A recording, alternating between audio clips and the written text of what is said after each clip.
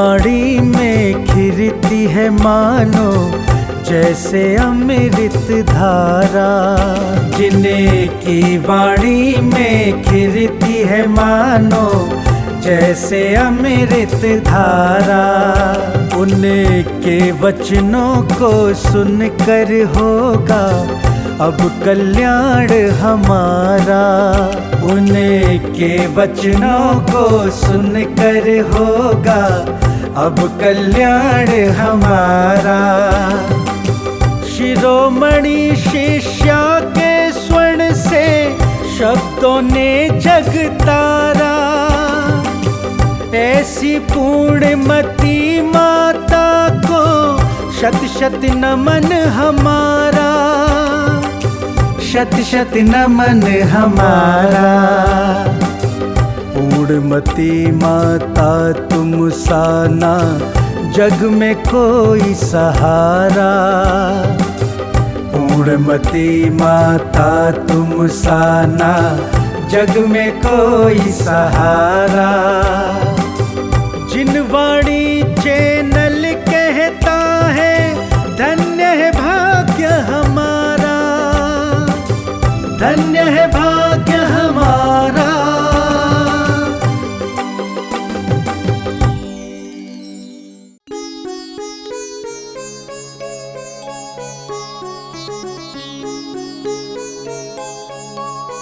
जो राग करते नहीं, जिन्होंने राग द्वेष का त्याग कर दिया है, ऐसे वीत रागी से राग करना। हाँ तो माता जी, हम जब आएंगे आपके पास में, आप हमको पहचानोगे ना? हम आपके रिश्तेदार लगते हैं, तो आप हमको पहचानोगे तो सही ना?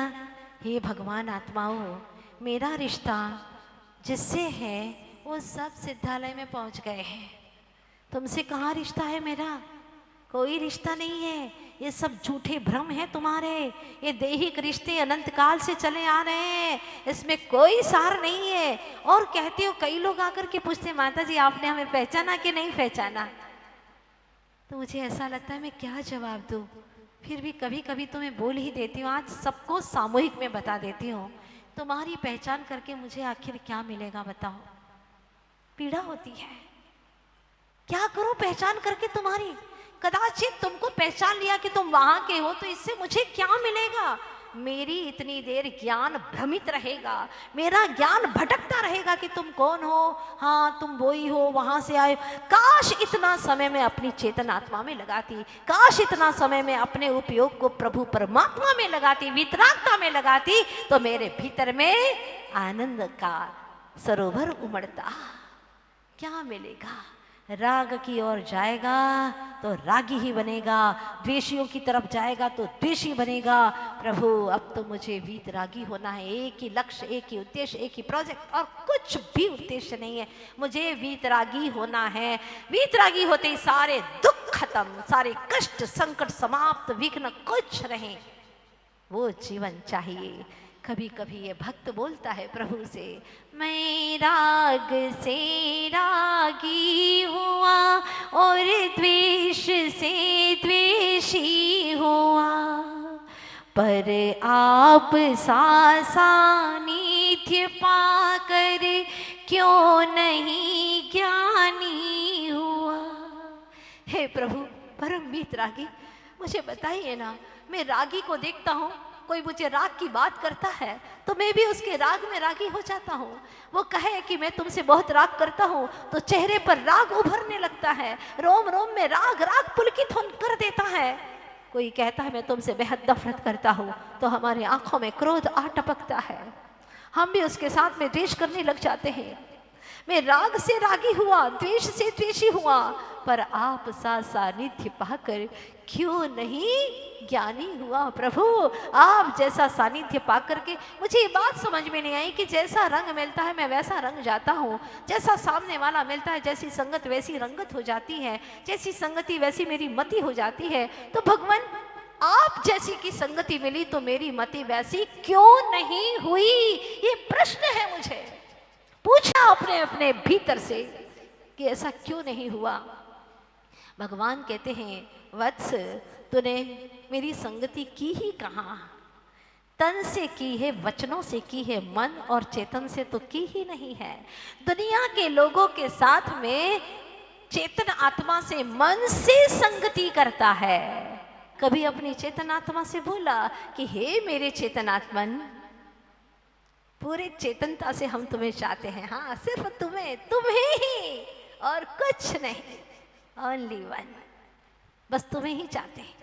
जिस दिन अपनी आत्मा से इतना प्यार करना शुरू कर दोगे ना, संसार छूटने लगेगा, अपार संसार छूटने लगेगा। लेकिन आज तक नहीं हुआ, अब अपने आप को जानते ही नहीं है, इसीलिए तो हमने समय सार चुना है। लोगों ने कहा था हमसे, माता जी समय सार तो बहुत कठिन हो जाएगा, हम समझ ही नहीं पाएंगे। आपको कठिन लग रहा है क्या? अपनी ही तो बातें हैं, अपनी बात कठिन कैसे लगेगी? अरे छोटा बच्चा भी 4 साल का, अगर उसको स्कूल की फोटो दिखाई जाए तो वो कहेगा ये देखो इस फोटो में मैं कहाँ हूँ बताओ, पूछता है, और वो छोटी सी उंगली लगा देता है ये मैं बैठा हूँ। अगर इतने सैकड़ों बच्चों में से अपनी फोटो है तो वो पहचान जाता है, वो बताता है कि ये मैं हूँ। हर व्यक्ति को अपनी मैं की कहानी अच्छी ही लगती है, कौन अपने आप को अच्छा नहीं लगता। लेकिन आज तक आपने मैं के बहाने आपने तन से प्यार किया है, जो तुम्हारा नहीं था, ना है, ना कभी होगा। वो बिखर बिखर जाएगा, वो मिट मिट जाएगा। लेकिन जो निखरता है, सदा शाश्वत रहता है, वो मैं चेतन ध्रुव तत्व हूँ, ज्ञायक तत्व हूँ। बस उसी की पहचान करने के लिए ग्रंथराज को चुना है। आज बुनियाद है, आज भूमिका की बात है, तो सबसे पहला है मंगल यानी मंगलाचरण। दूसरा, 6 बातों का ध्यान रखना जरूरी है, कोई भी ग्रंथ पढ़ो। मंगल निमित्त, किसके निमित्त से यह ग्रंथ लिखा गया? भव्य जीवों के निमित्त से, हम जैसे जीवों के लिए यह ग्रंथ की रचना हुई, ताकि हम दुनिया की बातें छोड़ करके समय का सार समझ सके, अपने जीवन का सार, अपनी आत्मा का सार, आगम का सार पहचान सके। तीसरा हेतु है, इसका लक्ष्य क्या है, आखिर क्या करना चाहते थे अमृत कुंद स्वामी इसको लिख करके? अपनी ज्ञान, अपनी विद्वत्ता प्रकट करना चाहते थे? नहीं नहीं नहीं। अगर अपनी विद्वत्ता प्रकट करना चाहते होते तो लगभग 450 गाथाएं लिखी हैं, उन 450 गाथाओं में कहीं तो अपना नाम लिख देते ना, कहीं उनका नाम आया ही नहीं। ये तो जयसेन आचार्य की बलिहारी है, जो उन्होंने टीका लिखते समय ये लिख दिया कि यह गाथाएं कुंद स्वामी की हैं। आज एक भजन कोई लिखता है तो अपना नाम पिरो देता है अंतिम की पंक्तियों में, चाहे बने ना बने, छंद बने ना बने, लेकिन फिर भी पिरो देता है। इतना अहंकार है अपने कर्तृत्व का। लेकिन धन्य है कुंद स्वामी, ऐसे महान ग्रंथ को लिखने के बावजूद भी ओहो कहीं नाम नहीं। 84 पाहुड़ लिख दिए, उसमें सिर्फ ये एक पाहुड़ है समय पाहुड़, जिसका मूल नाम है समय प्राभृत समय पाहुड़। ऐसे ऐसे 84 ग्रंथ लिखे हैं। वर्तमान में हमारे हाथ में 84 में सिर्फ 9 पाहुड़ ही हुए हैं, 9 पाहुड़ है। क्या ग्रंथ लिखे, निर्ग्रंथ जो ग्रंथ लिखते हैं, और ऐसे शुद्धोपयोगी जिन्हें दुनिया से कोई वास्ता नहीं, सिर्फ मुक्ति का रास्ता ही जिन्हें चाहिए, ऐसे महासंत अपने आप में लीन रहने वाले, इनका कोई बाहर का लक्ष्य नहीं, सभी भव्य जीवों का कल्याण हो और मेरा भी उपयोग स्वस्थ बना रहे। पहला बोलिए ना मंगल, दूसरा निमित्त, तीसरा हेतु, चौथा है प्रमाण, और 5वां है नाम। इस ग्रंथ का नाम क्या है? समय सार। मूल नाम अगर इसको प्राकृत भाषा में देखें तो समय पाहुड़ है। सारी गाथाएं भी प्राकृत भाषा की है, संस्कृत में नहीं है, प्राकृत भाषा में। प्राकृत यानी प्रकृति की भाषा। जैसे आप लोग कहते पीहर जा रही है, पीहर क्या है? ये प्राकृत भाषा है। पितृघर, पितृघर बराबर पीहर, ऐसे ये प्राकृत भाषा है। आप कई शब्द प्राकृत भाषा में बोलते हैं आज भी, लेकिन आपको ज्ञात नहीं है। जब ये ग्रंथ पढ़ेंगे आपको बहुत कुछ अच्छा लगेगा, आपकी जुबान पावन हो जाएगी। 2000 वर्ष पूर्व लिखे महासंत, महायोगी, शुद्धोपयोगी, भावलिंगी संत भावी भगवान के माध्यम से लिखी गई गाथाओं का उच्चारण कर रहे हैं। अहो भाग्य है हमारा, ये रचना आज सार्थक हो गई।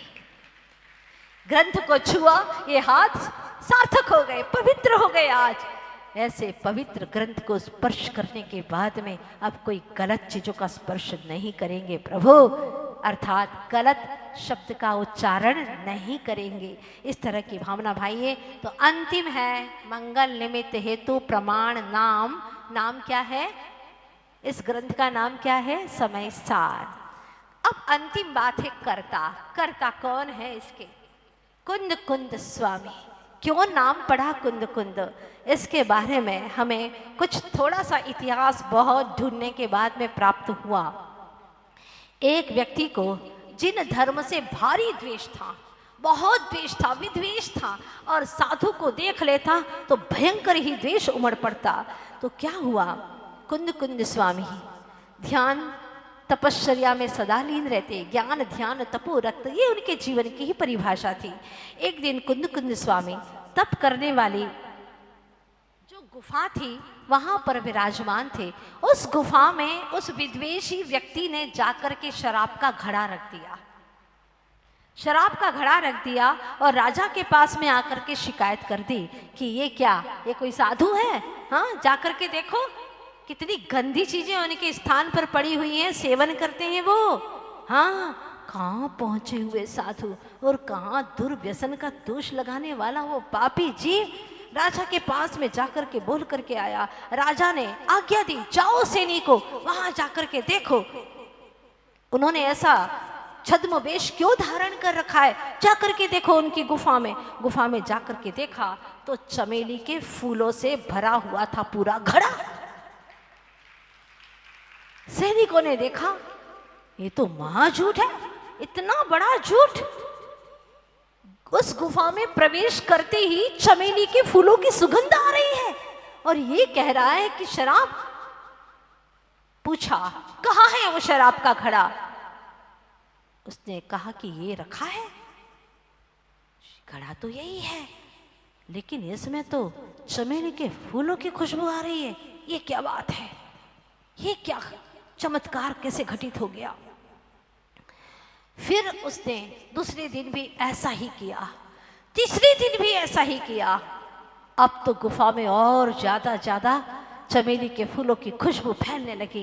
राजा को बात समझ में आ गई, ये विद्वेषी है और ये संत को बदनाम करना चाहता है। मुल्क में ऐसे भी पापी जीव रहते हैं जो धर्म और धर्मात्माओं को बदनाम करना चाहते हैं, धर्म को समाप्त करना चाहते हैं। ऐसे भी पापी जीवों की कमी नहीं है।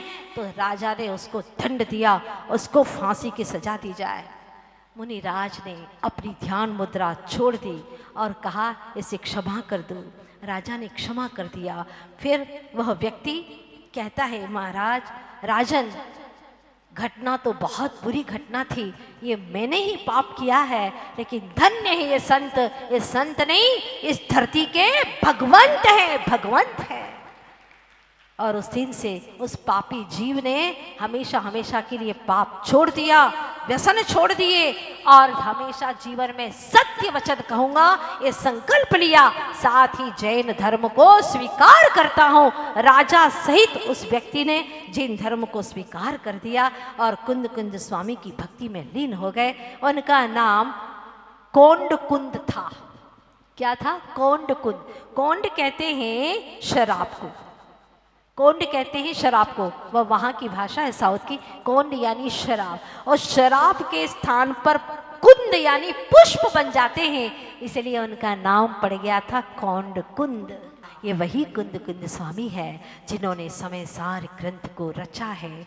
लिखने का लक्ष्य था हम जैसे पतित जीव पावन हो सकें। हमारा बहुत बड़ा सौभाग्य है। आज तो हमने मंगलाचरण गाया है, लेकिन कल हम अंदर में प्रवेश करेंगे। इस मंगलाचरण के भीतर में क्या है, कितनी गहराई है और हमें कहाँ तक ले जाना चाहते हैं। आज मैंने आपके 15 मिनट ज़्यादा ले लिए, लेकिन कल से पूरी कोशिश करेंगे कि 9:30 बजे आपको विदाई दे सके यहाँ से, ताकि आप सभी अपने अंतर जगत की यात्रा का प्रयाण कर सके। आज का बहुत अच्छा सुखद शुभारंभ हुआ है और मुझे आपके चेहरे देख करके लग रहा है ये समय सार तो इतना सरल है, इतना सरल है, ओहो तत्वार्थ सूत्र से भी सरल लग रहा है, छह ढाला से भी सरल लग रहा है।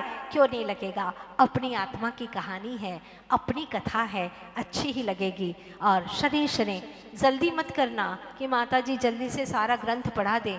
हो सकता है एक श्लोक 5 दिन भी चले, 10 दिन भी चले, कोई जल्दी नहीं है। हमें तो गहराई से चलना और अपने भीतर के सारे वीक पॉइंट को उठा करके अलग कर देना है और आगे आगे बढ़ना है। चलेगा, चलते हैं। इसी में शायद स्तुति है, निकाल लीजिएगा।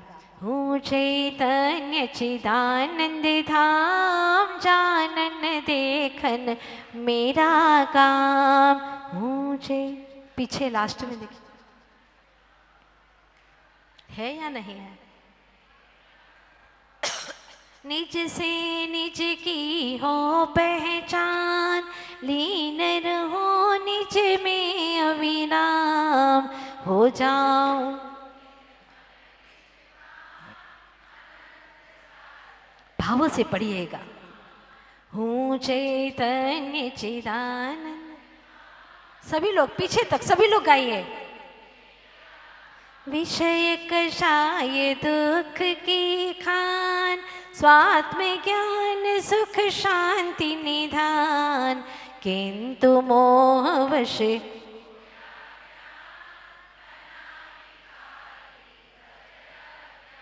हूँ चैतन्य चिदानंद धाम।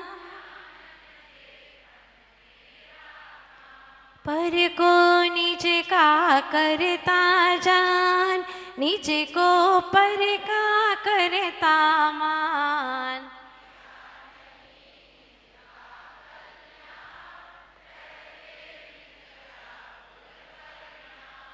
हूँ चैतन्य चिदानंद धाम। समय सार का करके पान, प्रकट हो या निज।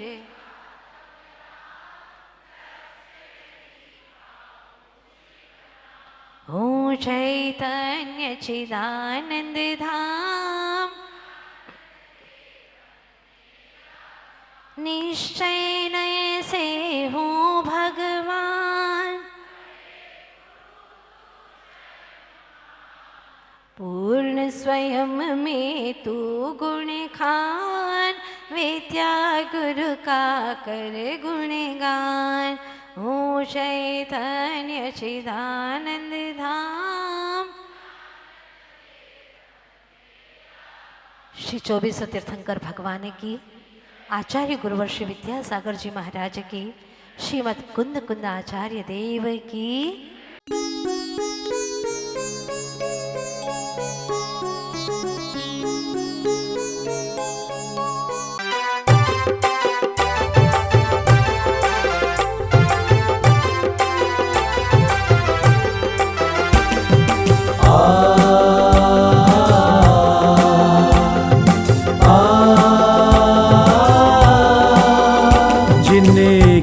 वाणी में खिरती है मानो जैसे अमृत धारा, जिन्हें की वाणी में खिरती है मानो जैसे अमृत धारा।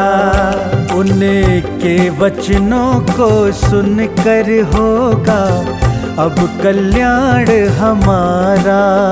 उनके वचनों को सुनकर होगा अब कल्याण हमारा। शिरोमणि शिष्या के स्वर्ण से शब्दों ने जगतारा, ऐसी पूर्णमती माता को शत शत नमन हमारा, शत शत नमन हमारा। पूर्णमती माता तुम साना जग में कोई सहारा। पूर्णमती माता तुम साना जग में कोई सहारा। जिनवाणी चैनल कहता है धन्य है भाग्य हमारा, धन्य है भाग्य हमारा।